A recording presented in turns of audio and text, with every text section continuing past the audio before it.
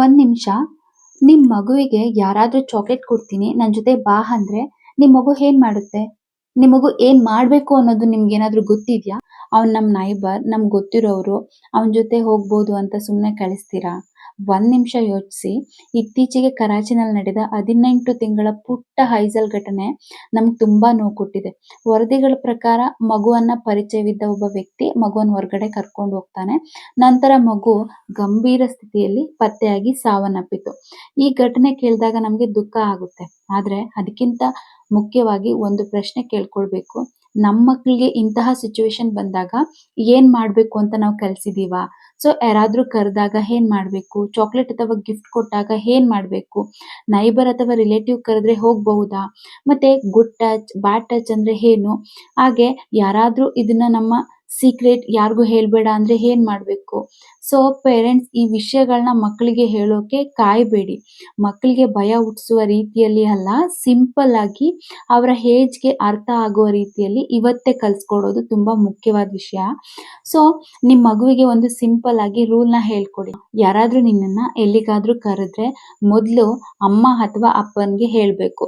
So ಅವರು neighbour ಆಗಿರ್ಬೋದು, relative ಆಗಿರ್ಬೋದು, ಫ್ಯಾಮಿಲಿ ಫ್ರೆಂಡ್ ಆಗಿರ್ಬೋದು, ನಮ್ಗೆ ಪರಿಚಯ ಇರುವವರೇ ಆಗಿರ್ಬೋದು. ಆದ್ರೂ ಪೇರೆಂಟ್ಸ್ಗೆ ಹೇಳ್ದೆ ಅವ್ರ ಜೊತೆ ಹೋಗ್ಬಾರ್ದು. ಮಗುವಿಗೆ ಹೀಗೆ ಹೇಳ್ಕೊಟ್ಟಾಗ ಯಾರೇ ಕರೆದ್ರು ಮೊದ್ಲು ನಮ್ಮ ಪರ್ಮಿಷನ್ ತಗೊಳ್ಬೇಕು. ಸೊ ಇದು ಯಾರನ್ನು ಅನುಮಾನಿಸೋದಕ್ಕೆ ಅಲ್ಲ, ಮಗುವಿನ ಸೇಫ್ಟಿಗಾಗಿ ಮಾತ್ರ. ಹಾಗೆ ಮೋಸ್ಟ್ ಇಂಪಾರ್ಟೆಂಟ್ ಏನಂದ್ರೆ ಗುಡ್ ಟಚ್ ಮತ್ತೆ ಬ್ಯಾಡ್ ಟಚ್. ಸೊ ಪೇರೆಂಟ್ಸ್ ಈ ವಿಷಯ ಹೇಳೋಕೆ ನಾಚಿಕೆ ಪಡಬೇಡಿ. ಇದು ಶೇಮ್ ಮಾಡುವ ವಿಷಯ ಅಲ್ಲ, ಇದು ಸೇಫ್ಟಿ ಕಲಿಸುವ ವಿಷಯ.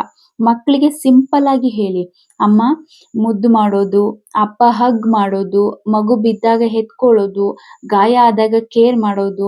ಸೊ ಮಗುವಿಗೆ ಸೇಫ್ ಮತ್ತೆ ಕಂಫರ್ಟಬಲ್ ಅನ್ಸಿದ್ರೆ ಇವು ಗುಡ್ ಟಚ್ ಆಗಿರ್ಬೋದು. ಆದ್ರೆ ಯಾರಾದ್ರೂ ಮಗುವಿನ ಪ್ರೈವೇಟ್ ಪಾರ್ಟ್ಸ್ ಅನ್ನ ತಪ್ಪಾಗಿ ಟಚ್ ಮಾಡಿದ್ರೆ ಅಥವಾ ಮಗುವಿಗೆ ಭಯ, ನೋವು ಅಥವಾ ತುಂಬಾ ಅನ್ಕಂಫರ್ಟಬಲ್ ಅನ್ಸಿದ್ರೆ ಅದು ಅನ್ಸೇಫ್ ಅಥವಾ ಬ್ಯಾಡ್ ಟಚ್ ಆಗಿರ್ಬೋದು.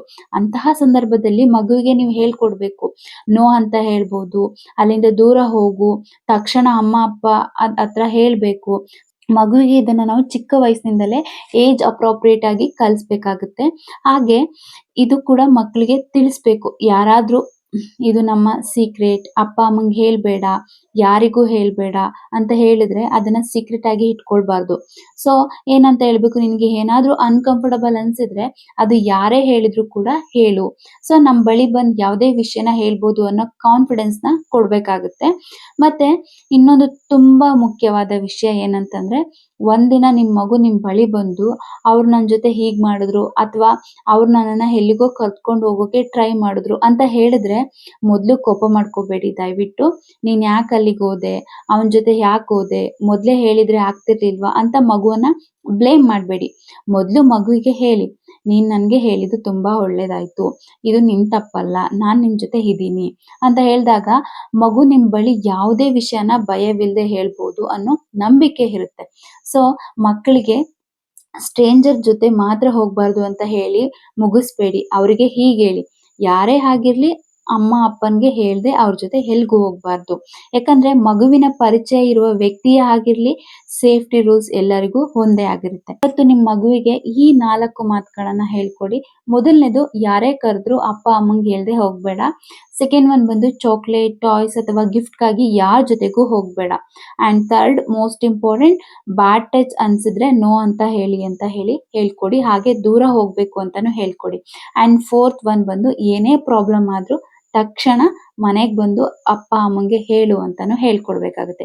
ಈ 4 ರೂಲ್ಸ್ ಮಗುವಿಗೆ ಮತ್ತೆ ಮತ್ತೆ ನೆನಪಿಸಿ. ಸೊ ಒಂದೇ ಸಲ ಹೇಳಿ ಮರ್ತ್ಬಿಡ್ಬೇಡಿ. ಮಕ್ಕಳಿಗೆ ಸ್ಟೋರಿ ಮೂಲಕ ಹೇಳ್ಬೋದು, ರೋಲ್ ಪ್ಲೇ ಮಾಡಬಹುದು. ನಾನ್ ನಿನ್ಗೆ ಚಾಕ್ಲೇಟ್ ಕೊಡ್ತೀನಿ, ನನ್ ಜೊತೆ ಬಾ ಅಂತ ಕೇಳಿ ಮಗು ಏನ್ ಆನ್ಸರ್ ಮಾಡುತ್ತೆ ಅಂತ ಪ್ರಾಕ್ಟೀಸ್ ಮಾಡಿಸ್ಬೋದು. ಸೊ ಪೇರೆಂಟ್ಸ್, ನಾವು ಮಕ್ಕಳಿಗೆ ಓದೋದಕ್ಕೆ ಕಲಿಸ್ತೀವಿ, ಬರೆಯೋದಕ್ಕೂ ಕಲಿಸ್ತೀವಿ, ರೋಡ್ ಕ್ರಾಸ್ ಮಾಡೋದು ಕಲಿಸ್ತೀವಿ, ಯಾರ ಜೊತೆ ಹೇಗ್ ಮಾತಾಡ್ಬೇಕು ಅಂತಾನೂ ಸಹ ಕಲಿಸ್ತೀವಿ. ಅದೇ ರೀತಿ ತಮ್ಮ ಬಾಡಿ ಬಾಡಿಯನ್ನ ಹೇಗ್ ಪ್ರೊಟೆಕ್ಟ್ ಮಾಡ್ಕೊಳ್ಬೇಕು ಅನ್ನೋದನ್ನು ಕಲಿಸ್ಬೇಕು. ಮಕ್ಕಳಿಗೆ ಭಯ ಪಡಿಸ್ಬೇಡಿ, ಅವೇರ್ನೆಸ್‌ನ ಕಲಿಸಿ ಅಷ್ಟೇನೆ. ಎಲ್ಲರನ್ನೂ ಅನುಮಾನಿಸುವಂತೆ ಮಾತಾಡಬೇಡಿ, ಆದ್ರೆ ತಮ್ಮ ಸೇಫ್ಟಿ ಬಗ್ಗೆ ಅಲರ್ಟ್ ಆಗಿರುವಂತೆ ಹೇಳಿ. ಮತ್ತೆ ಐಜಾಲ್‌ನಂತಹ ಒಂದು ಘಟನೆ ನಮ್ಮೆಲ್ಲರಿಗೂ ನೋವು ಕೊಡುತ್ತೆ. ಆದ್ರೆ ಆ ನೋವಿನಿಂದ ಒಂದು ಲೆಸನ್ ತೆಗೆದುಕೊಂಡು ನಮ್ಮ ಮಕ್ಕಳಿಗೆ ಸೇಫ್ಟಿ ಬಗ್ಗೆ ಇವತ್ತೇ ಕಲಿಸೋಣ. ನಿಮ್ಮ ಮಗುವಿನ ಜೊತೆ 5 ನಿಮಿಷ ಕುಳಿತು ಮಾತಾಡಿ. ಅವ್ರಿಗೆ ಹೇಳಿ, ನಿನ್ ಬಾಡಿ ನಿಂದು, ಯಾರೇ ಕರೆದ್ರು ನನ್ಗೆ ಹೇಳ್ದೆ ಹೋಗ್ಬೇಡ. ಯಾರಾದ್ರೂ ಬ್ಯಾಡ್ ಆಗಿ ಟಚ್ ಮಾಡಿದ್ರೆ ನೋ ಅಂತ ಹೇಳು. ಏನೇ ಆಗಿದ್ರು ನೀನ್ ನನ್ನ ಹತ್ರ ಬಂದು ಹೇಳ್ಕೊ ಅಂತಾನು ಹೇಳ್ಕೊಡಿ. ಮತ್ತೆ ಒಂದು ಮಾತು ಯಾವಾಗ್ಲೂ ನೆನಪಿರ್ಲಿ, ಮಕ್ಕಳನ್ನ ಸುರಕ್ಷಿತವಾಗಿಡೋದು ಕೇವಲ ಬಾಗಿಲು ಹಾಕಿರೋದ್ರಿಂದ ಅಲ್ಲ, ಅವರಿಗೆ ಸೇಫ್ಟಿ ಬಗ್ಗೆ ಕಲಿಸೋದ್ರಿಂದಲೂ. ಸೊ ನಿಮ್ ಮಗುವಿನ ಜೊತೆ ಈ ಮಾತನ್ನ ಇವತ್ತೇ ಪ್ರಾರಂಭಿಸಿ. ಮಕ್ಕಳ ಸುರಕ್ಷತೆ ನಮ್ಮೆಲ್ಲರ ಹೊಣೆ.